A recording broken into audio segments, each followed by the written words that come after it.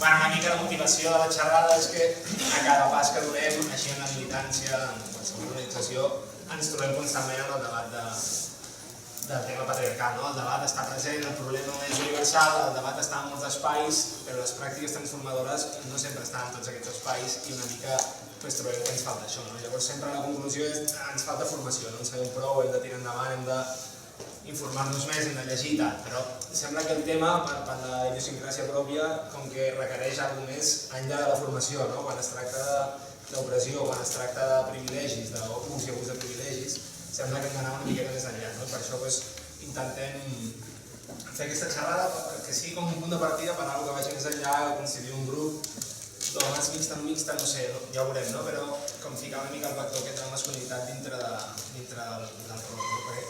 Una mica, si hem superat el debat aquesta de la contradicció principal i contradicció secundària que fa una mica de tufo i que és una derivada, però no és una derivada i existeix per si mateix més enllà del capitalisme, el tema que ens adonem és que la nostra pràctica és la contradicció de classe amb les nostres reivindicacions polítiques està sempre molt més amunt que l'altre.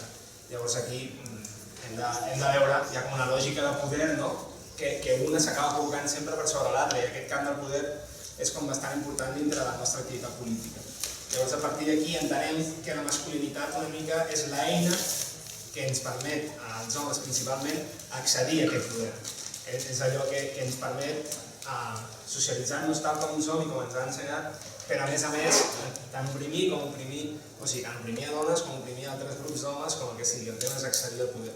Llavors per això creiem que és important analitzar-ho, entrar una mica dintre i desgranar com funciona. Desgranar per deixar d'emprenyar una mica el personal o el subjecte polític que serien les dones, el subjecte col·lectiu, però també per deixar-nos d'oprimir nosaltres mateixos, i això no ho dic en un plan victimista, per igualar-nos en la victimització de la masculinitat ens oprimeix a tots, per tant, és una mica tots i no, aquí hi ha la víctima principal i hi ha una que queda en segon lloc. Però és només a través del coneixement de com funciona l'eina que podem començar a interioritzar i a transformar una mica les nostres pràctiques. I a tot això volia recollir una cita de la senyora Federici que està a la sopa, que està com de gira per aquí, està a tot arreu, totes les revistes la citen, i que parla, crec, una mica d'aquestes dues contradiccions, d'aquesta subtilesa i del paper que hem de jugar els homes en tot això. I diu, els capitalistes no necessiten polis si tenen homes que maltracten dones, que agredeixen dones i les humilien, o les tracten de tal manera que aixuquen la seva energia i la seva autoestima. Així doncs, quan els homes comencen a afrontar aquest tema, no es podran queixar que la lluita no avanci. Una mica en aquest sentit creiem que és importantíssim que nosaltres formem part d'aquesta lluita d'una forma activa, els homes, a través de la masculinitat i tot això.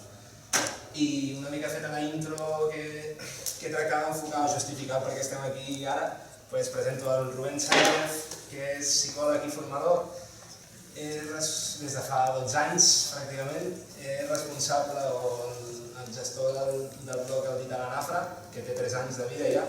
El blog és com bastant interessant, més que res, jo crec que supera aquesta tendència que tenen molts blogs d'exposar les idees i que és bastant testosterònic, aquí estan mis idees, toma, vinga, pensar, i actueu vosaltres que jo ja penso, però crec que no és això, o sigui, més enllà de reflexions polítiques, és un banc de recursos com preciós, supercomplex, supercomplet, que allà, si vas a buscar coses, normalment les trobes. Jo crec que és superinteressant i per tant el recomano un muntó. I si vols ja comença a fotre la xapa tu, perquè parlaves tu. Gràcies, Blai. Gràcies, companys i companyes. També dic, com a membre del col·lectiu Aliança del Feminisme, que vam crear fa gairebé menys d'un any, precisament amb això que comentava el Blai, amb la idea principal de ser suporters i aliats a les lluites feministes, perquè si no fos per la lluita feminista doncs jo ja no estaria aquí directament. És a dir, si no partim d'aquesta deconstrucció o de generar la masculinitat des d'una perspectiva feminista, es pot caure en l'error de reproduir exactament el mateix o encara agafar més força per exercir aquestes violències masclistes. O sigui, quan he sentit el dels grups d'homes, està molt bé, i s'ha de crear, però aquests grups d'homes han de tenir persones fortes amb la lluita feminista, amb la consciència treballada, perquè si no és molt fàcil reproduir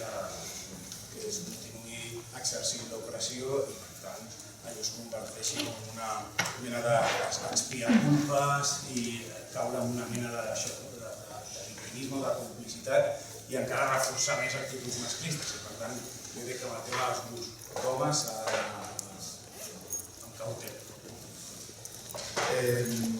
Començaré de la violència i els moviments socials. Els moviments socials, tot i que hi ha una voluntat anti-institucional o antisistema, ens agradi o no estar dins del sistema. I estar dins del sistema suposa haver estat socialitzats i socialitzades amb el tema del patriarcat. I això, ens agradi o no, provoca una negació superforta quan qualsevol companya denuncia una agressió masclista o quan vol evidenciar actituds masclistes dins dels col·lectius o dins de les organitzacions. Hi ha un estudi d'una companya que es diu Bàrbara que va dedicar-se a fer entrevistes a companyes que estaven molt implicades en els moviments socials i sortia que més del 17% d'aquestes companyes havien patit agressions masclistes. Aquesta dada us la comparo amb una que no us agradarà gens d'on ve, perquè és lleig, perquè és l'exèrcit nord-americà, però l'altre dia vam veure un documental que es diu La guerra invisible, que parla de les agressions sexuals dins de l'exèrcit nord-americà i les xifres eren un 20% de les dones soldado havien patit violència sexual dins del propi exèrcit. Per tant, moviments socials un 17%, exèrcit nord-americà un 20%, doncs estem veient que no hi ha tanta diferència, desgraciadament. Per tant, tenim moltíssima feina i la principal seria començar per destruir la negació. Actualment, la negació és el principal mecanisme de defensa que ens trobem quan es denuncien totes aquestes violències masclistes. Si no comencem a acceptar, a reconèixer tots els privilegis masclistes, com podem pretendre una renúncia d'aquests privilegis masclistes? És absolutament impossible. La lluita des de baix és molt més fàcil perquè és una lluita per aconseguir coses. Que el col·lectiu d'homes renunciï als seus privilegis masclistes és molt difícil. Primer els ha d'identificar i els ha de reconèixer. Un cop s'identifiquin i es reconeguin, podem començar a renunciar. Es parla també de noves masculinitats, ho heu sentit. Ull també amb aquest concepte. Què vol dir nova masculinitat? Existeixen noves masculinitats que també són masclistes, que es diuen postmasclistes o neomasclistes. Per tant, són masculinitats alternatives i, com deia abans, amb una deconstrucció gràcies a la lluita feminista. Si no es té aquesta perspectiva, tornem a repetir i tornem a repetir patrons i es tornarà a generar aquesta nova masculinitat, però patriarcal o masclista. I agafo una cita de Stoltenberg que diu: la identitat de l'home està relacionada amb la dominació i el menyspreu. Com aquesta identitat personal i social és construïda, podem rebutjar-la. Aquest és un primer pas. Si no partim d'aquesta base és molt difícil. Parlant dels moviments socials, organitzacions, si voleu dir revolucionàries, antisistema, hi ha una formació anticapitalista, hi ha una consciència, per exemple, del tema de l'ecologia, d'una alimentació biològica, no transgènica. Hi ha temes que, com a persones militants, hi ha una formació, hi ha una documentació, hi ha un reciclatge en tots aquests temes i hi ha un esforç per ser coherent amb les teves idees o els teus valors en la lluita política. Per què no passa el tema del feminisme? Doncs perquè es qüestiona una mirada i es qüestiona una mirada masculina. I com que la mirada masculina a la nostra societat és la mirada natural, doncs aleshores no es qüestiona. I per això costa tant trencar aquestes barreres. Per tant, el feminisme és un instrument de lluita, és una forma de viure, és un estil, és una manera d'analitzar i de viure la realitat de forma molt crítica i el que jo crec que ens brinda l'oportunitat és que és transversal. El feminisme és transversal, dona una perspectiva del món, de la realitat, de les relacions humanes, de la vida social, pública i també de la vida quotidiana, de la vida privada, de les relacions sexoafectives, què passa dins de les cases. Ens podem trobar persones que en aparença són el militant número 1, el lluitador número 1, i a casa és un autèntic dictador feixista, és un autèntic masclista. I com a exemple us poso, hi ha una advocada, la Montserrat, que el seu pare va ser un gran lluitador a la lluita antifranquista, dins del Partit Comunista molt reconegut, i ella explicava com dins de casa maltractava la seva mare, maltractava amb ella i maltractava la seva germana, que li feia moltíssima ràbia el reconeixement que tenia a nivell extern i a nivell intern, doncs era un autèntic dictador masclista. Per tant, és difícil trencar amb aquesta imatge. Jo us diré, els masclistes moltes vegades no portaran cap tatuatge en el front, sinó que potser és el company amb el que anem a fer una birra, dins de les assemblees, a qualsevol lloc. És a dir, segur que tots i totes hem estat testimonis d'actituds i de comportaments masclistes. No podem caure en la complicitat de treure l'importància. Jo us faig una pregunta. Vosaltres consentiríeu dins de la vostra organització, dins del vostre col·lectiu, actituds feixistes, actituds xenòfobes, actituds racistes? Perquè amb això són totalment radicals.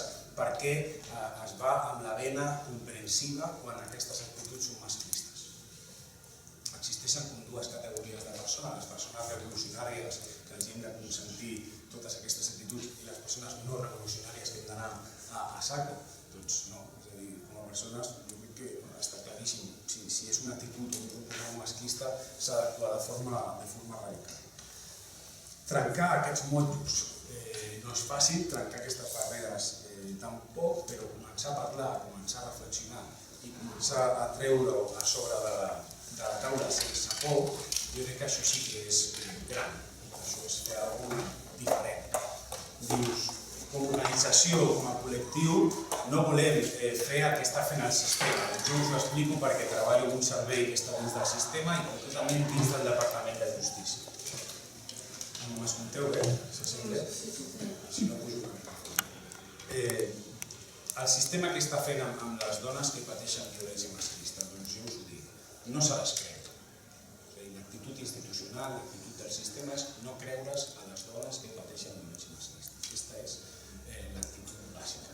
Les menysprea, les victimitza, cau tota una bateria de prejudicis i de tòpics i estereotips sobre elles, el fet de denunciar-ho, el fet de fer visible aquesta problemàtica, i per tant, si nosaltres volem ser una organització, un col·lectiu antisistema, hem de fer un contrari del que està fent el sistema.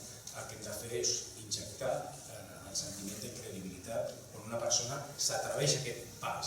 I us ho dic per companyes d'organitzacions i companyes feministes no que hem denunciat la violència masclista de part de companys, i penseu que l'afectació traumàtica, és a dir, les seqüeles i el trauma que t'agraeixi un company és el triple. L'afectació és el triple. Per què? Perquè se suposa que són entorns segurs, se suposa que són entorns protegits.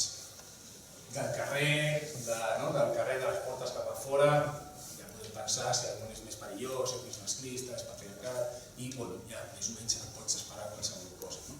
Però que dins del propi col·lectiu o dins de la pròpia organització es produeixin agressions masclistes, això provoca un autèntic trauma i una afectació molt forta. Hem de desaprendre hàbits. Això és complicat. Potser una de les estratègies, i aquí, com deia el Blai, s'havia de fer alguna cosa més, no només la formació, no només escoltar, discutir, debatre, hi ha un esforç. Un component d'esforç molt important. Molt important aquest component d'esforç i de voluntat personal. És a dir, portem la masculinitat hegemònica a l'ADN. Aleshores, el nostre estat ha de ser de guàrdia permanent. Ha de ser un estat de guàrdia permanent. Com a homes, si baixem de guàrdia una mica, surt el masclista que no té pins. Això és així. Per tant, és un procés constant i ha de ser un estat permanent d'autocrítica. No pot ser que moltes vegades els companys ens fan alguna crítica i nosaltres ens ho prenem com un atac, contestem sota malament, marxem, ens emprenyem. És a dir, hem de ser curosos hem de ser curosos a aquestes crítiques que ens fa sobre aquestes actituds. Una altra cosa que es podria fer, interessant en tot això, jo us dic el meu procés, o com jo estic fent aquest procés. A mi vaig ser privilegiat en el sentit que porto 12 anys sentint, escoltant i acompanyant dones que han patit violència masclista en totes les seves formes, psicològica, sexual, física, i he acompanyat en aquesta recuperació personal. Per tant, he estat testimoni i he sentit totes aquestes vivències.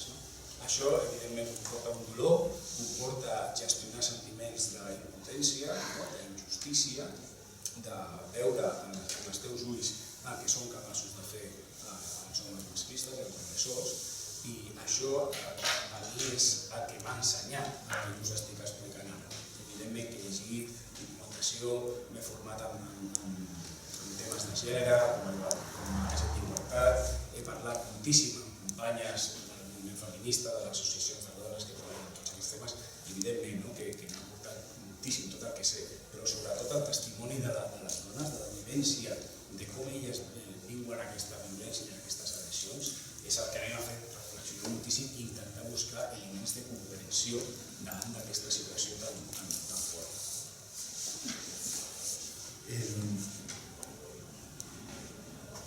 Parlàvem del mecanisme de negació i aquest mecanisme de negació es relaciona també amb la ràbia. Parlàvem d'aquest dolor que genera. Jo crec que una pràctica és convidar a dones supervivents de la violència masclista i muntar algun tipus d'activitat, de taller o de dinàmica amb dones que han superat, que han trencat amb aquesta vivència de la violència masclista, que aleshores escoltar aquest estímul, tant homes com dones. Però sobretot els homes pot fer veure, pot fer una mena de mirall i pots sentir i reconèixer potser microviolències o abusos de poder o de confiança. Per tant, no hi ha consciència social de totes aquestes agressions.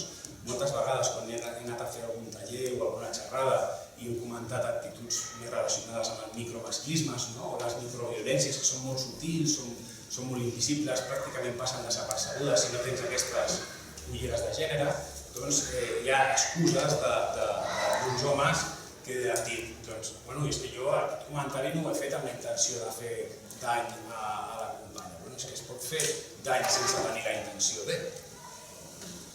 Això és un punt de partida.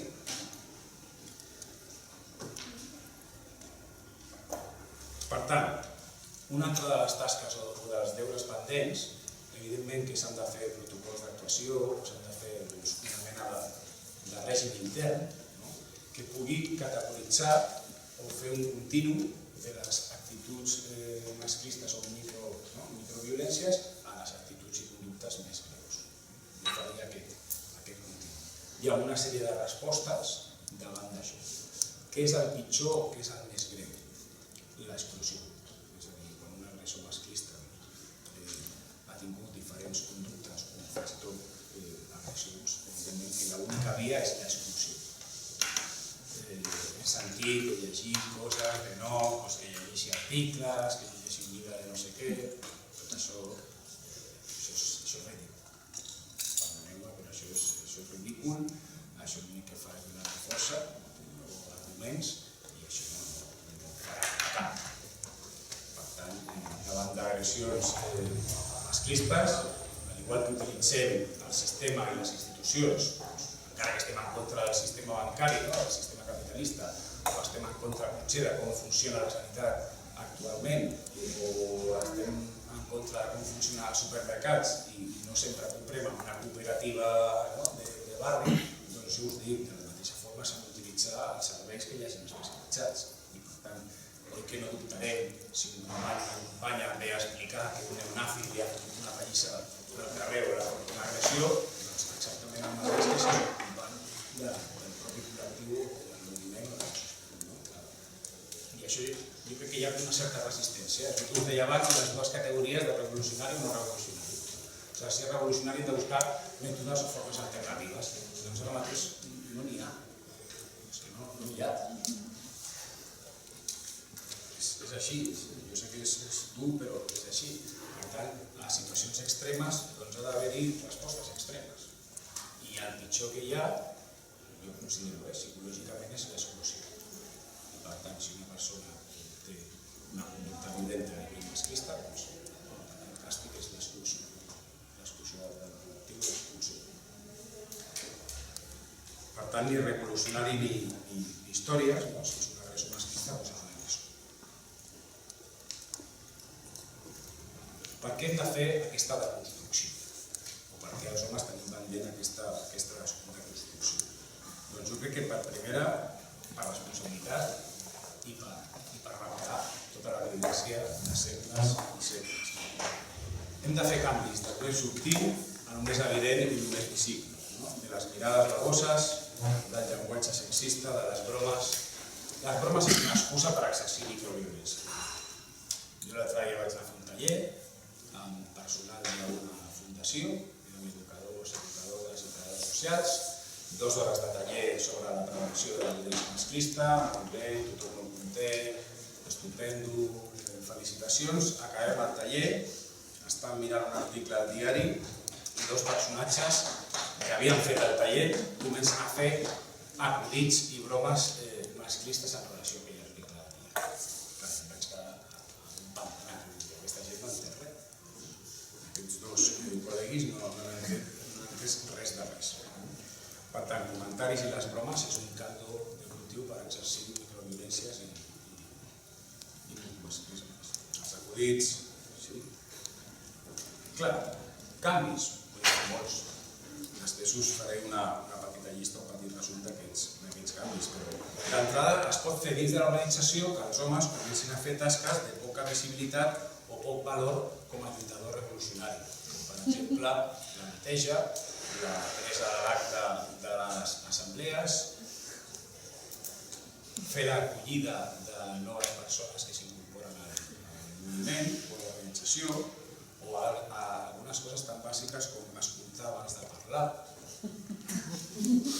no interrompre, no parlar més fort perquè quan tinc una veu més greu i tu m'estàs intentant argumentar no sé què i jo et trepitjo i parlo més fort, crido, o dono un cop de taula, o m'aixeco i m'utilizo tot el meu cos de 1,83 m i 90 kg de peso per intimidar, totes aquestes actituds com veieu subtils.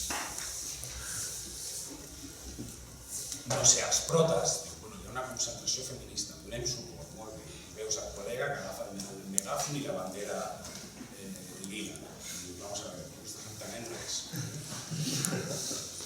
Tu estàs donant suport, estàs a la concentració, molt bé. Toca cridar més fort, nosaltres parim, nosaltres decidim? Doncs no. En tot cas aplaude o toca la trompeta, però la teva presència ja estàs donant, no cal que siguis el primer i aquest segon pla, els homes ho vivim molt malament. Fem tants segles sent els protagonistes, intentant amb la masculinitat ser els més competitius, i els primers, i els líders, i els portaveus, i no sé què més, doncs clar, portem molt malament estar en un segon pla, o fer tasques de cura, o fer corresponsabilització de les tasques domèstiques, tot això ho portem fatal. O escoltar en comptes de parlar, això també. Per tant, aquesta funció de suport és jo crec.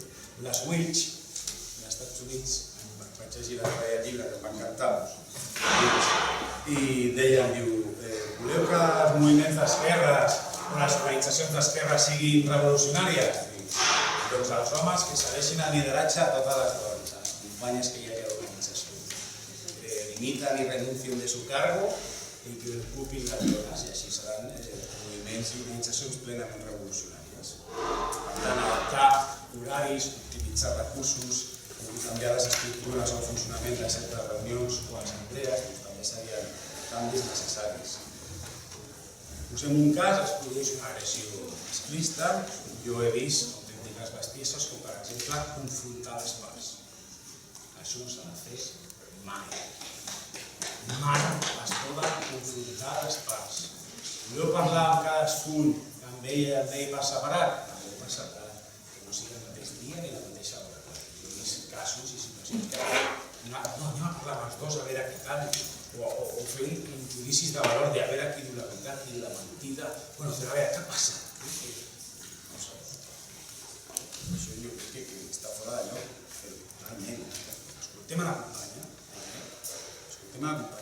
escoltem i respectem el que ella està decidint en aquell moment. I donem-li el màxim de suport. L'entrada cautelarment, l'altra que se'n vagi a prendre durant una temporada. I sobretot facilitar el contacte d'aquesta companya amb altres companyes, o amb col·lectius, o amb serveis especialitzats en aquest tema, perquè pugui rebre suport el més aviat possible. Nosaltres que hagin passat exactament el mateix i que rebi assessorament. Això també és empoderament i solidaritat.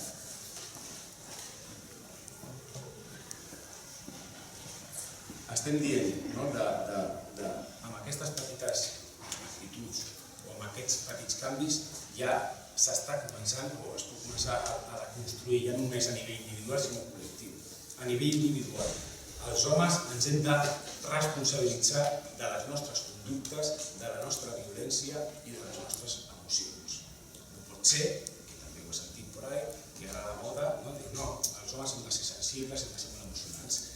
I tu, companya, m'has d'aguantar la xapa, perquè tinc que expressar-te els sentiments i ara tu aguantaràs aquí una hora que jo estoy muy rayado hoy i aleshores jo, com a home nova masculinitat, tu me faràs aquesta contenció perquè jo tinc la necessitat d'expressar-te. Si tens la necessitat, te les has de gestionar tu. Tu comença per gestionar i ser responsable d'això. I també de la teva cura personal. Això també és important. Trencar i rebel·lar-nos contra aquesta cuirassa, contra aquest monjo que és la masculinitat hegemònica heteropatriarcal. Trencar amb l'individualisme, trencar amb l'egoisme. Significa renúncia. I la renúncia significa flexibilitat. I significa negociació permanent. Si vosaltres em pregunteu, digue'ns una característica que comparteixen tots els agressors masclistes. Doncs jo us dic, la rigidesa mental, la manca d'empatia i que moltes vegades aparenten tot el contrari del que són. És a dir, que encara farà molt més mal quan et donis compte de quina persona tens al davant. Per tant, aquesta negociació permanent, com deia abans, significa renúncia, significa diàleg, significa respecte i significa avançar no només el que motiva la meva actitud, sinó quines conseqüències té la meva actitud i la meva conducta en les altres persones, en la gent que m'envolta o en la gent de la meva organització. Tema de l'agressivitat. Per mi l'agressivitat no és el mateix que la violència. Per mi l'agressivitat és una energia, com a animals, com a dones i homes tenim aquesta agressivitat. Si aquesta agressivitat es reprimeix i no es canalitza correctament, el més probable és que es converteixi en violència. L'opció que jo li dono a les dones amb l'agressivitat és l'autodefensa. L'opció que li dono als homes amb l'agressivitat és la canalització a través de 1000 activitats o 1000 formes. Cadascú ha de trobar el seu estil. Hi ha persones que diuen, jo quan escric canalitzo aquesta agressivitat. Perfecte, jo amb l'exercici físic, molt bé, jo dibuixant, jo amb el tambor o la guitarra de no sé què. És a dir, cadascú ha de trobar el seu estil, no hi ha... Jo ballant, jo fent d'altre. Cadascú ha de trobar la seva. Ara, per què dic el tema de l'autodefensa amb les companyes? Doncs per una cosa molt bàsica que va comentar la Sharon Marcus, que diu els homes elaboren el poder masculí en relació a l'imaginari de la indefensió femenina. Per tant, els homes agafen més poder i exerceixen aquesta impunitat com a violència masclista basant-se en la indefensió femenina. Per tant, si les dones són capaces de generar aquesta autodefensa individual i col·lectiva, potser el poder dels homes comença a baixar una miqueta. Hem de desobeir? Doncs sí. Hem de canalitzar també aquesta agressivitat mitjançant la lluita social? És una via. És una via. Per tant, és una energia, és un motor, i jo crec que no l'hem de reprimir, no l'hem d'obviar, però sí que l'hem de canalitzar i responsabilitzar-nos d'aquesta agressivitat també. Respecte profund als espais de les dones, als grups no mixtes. Sí, és que jo no entenc com hi ha homes que es senten qüestionats quan dins de les seves organitzacions o dins de les seves centres socials o el que sigui es crea un grup de dones. Hi ha homes que se senten violentats o qüestionats.